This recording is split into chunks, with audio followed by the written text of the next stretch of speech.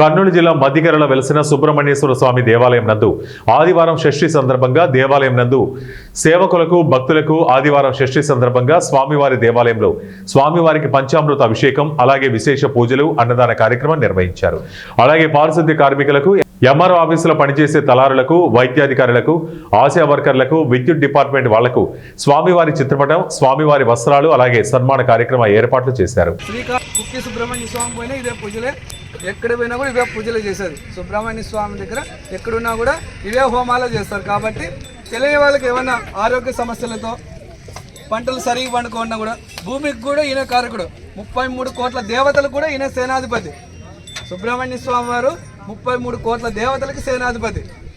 సుబ్రహ్మణ్య స్వామి వారి ఆరాధన చేస్తే జాతకంలో కుజదోషమున్నా, సర్పదోషమున్నా, రావుకేతు దోషమున్నా, ఆశ్లేష నక్షత్ర దోషమున్నా, ఉద్యోగం, వ్యాపారం, సంతానం, వివాహం ఇవన్నీ కూడా మనకు సమస్యలు ఏమున్నా కూడా తొలగిపోయి మనం అనుకునే కోరికలు వెంబడే నెరవేరుస్తాడు.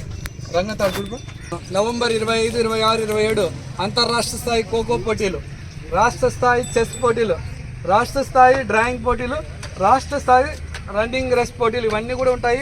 ఒకరోజు భరతనాట్యం, కూచిపూడి చిన్నపిల్లల చేత కార్యక్రమం ఉంటుంది. ఒకరోజు ఘంటసాలి పాటల ప్రోగ్రాం ఉంటుంది.